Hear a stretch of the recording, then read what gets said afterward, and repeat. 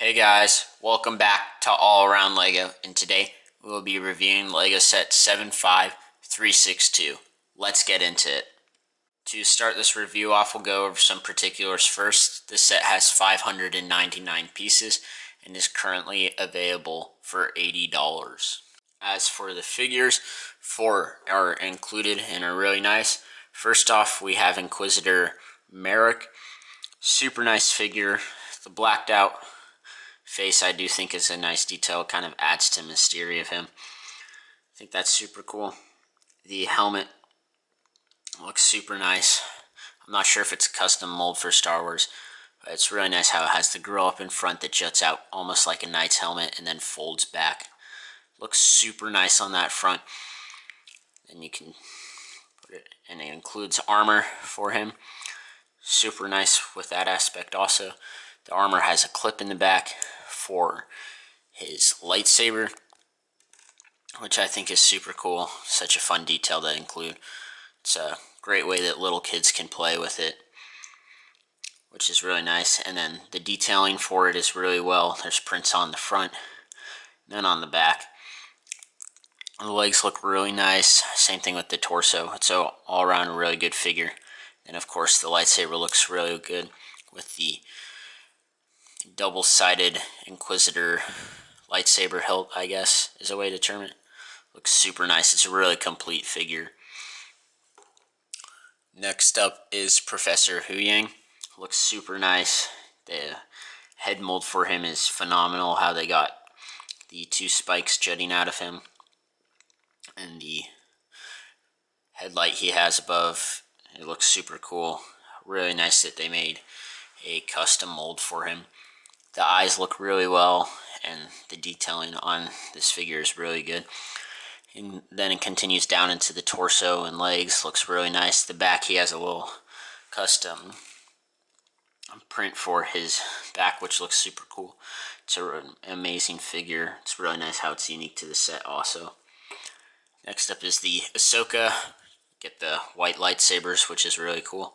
And arm printing on this figure, which makes it super cool. And super nice. Not 360 leg printing, but it's nice to see that they went above and beyond for the Ahsoka figure. It is double-sided face.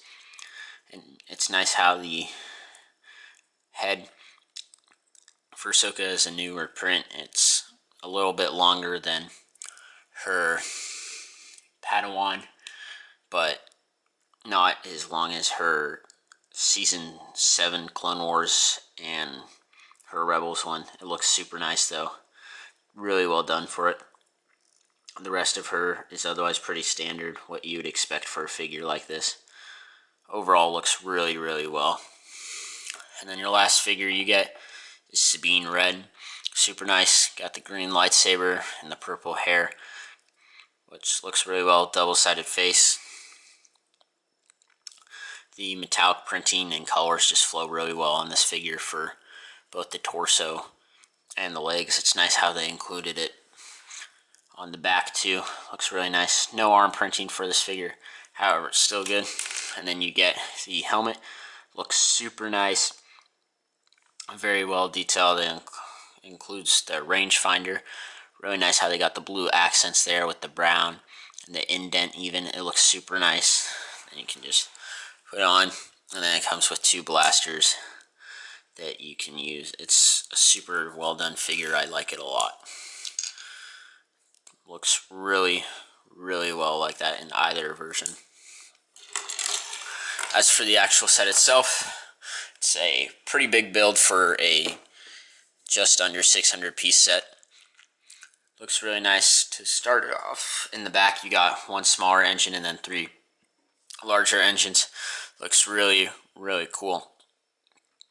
From that standpoint, it's really nice how the top 3 are a little bulkier and then the bottom one is thins out. It's really nice how they also included this tail out piece right there to ensure that stability would be a good thing for this model when landed. It is super cool how it molds up with the upper portion of the, or I guess the middle portion of the build. You get some slight sticker decaling. It's pretty much symmetrical on the other side. Looks really nice though.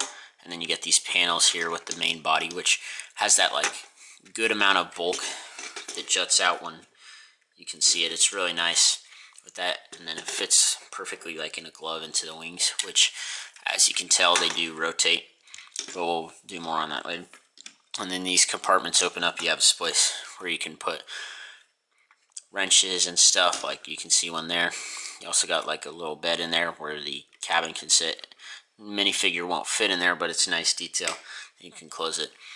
And on the other side you have more of the same with a cubby there, and then everything. It's really nice detail to add that in. It's an extra play function for children, which I think is really important with that. And then on the bottom portion of that, once again sees this. These ones don't open up and have anything in them though.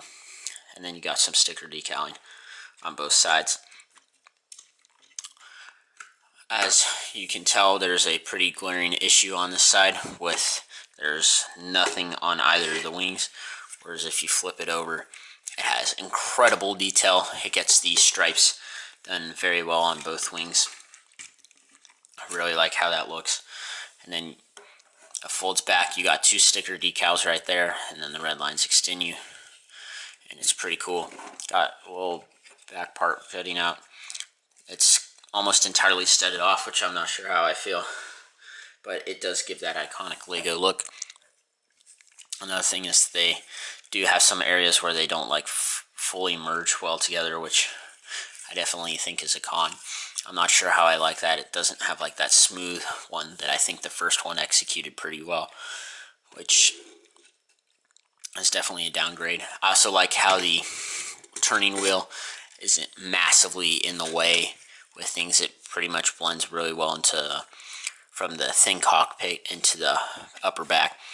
Looks really nice. Obviously you can open up the cockpit, put a minifigure in there. Really nice how it's printed for this one. I think it looks super nice from that standpoint. Looks really well. It's finished on the bottom. And then when it comes to landing, you got landing gear on the bottom where you just put out these fins, and it provides more stability for the entire model, which is a major plus considering if you fold them in, well, it does stand on its own. Any little budge will knock it over.